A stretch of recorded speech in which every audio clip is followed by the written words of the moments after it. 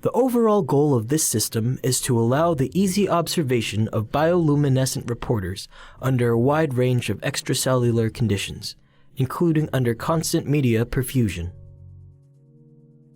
This method can be used to observe bioluminescence longitudinally from cultured cells and tissues. The main advantage of this technique is that it allows for recording from cells under varying extracellular media and gas conditions, which is not possible in most existing systems. Although here we demonstrate this technique in the context of circadian rhythm experiments, it could readily be applied to other systems that require bioluminescent or fluorescent recording over timescales from days to weeks.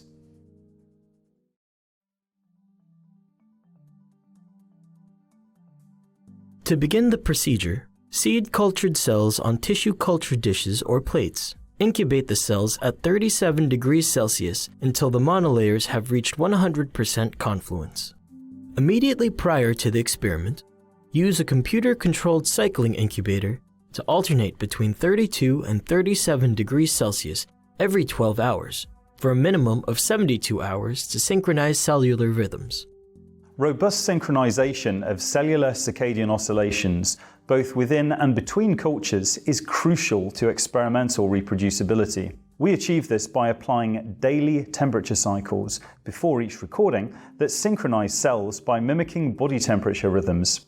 Alternatively, pharmacological synchronization can also be quite efficacious. Next, combine 8.3 grams of high glucose D-mem powder with 900 milliliters of ultra-pure water. Stir the solution for 30 minutes to fully dissolve the powder. Then, add to the solution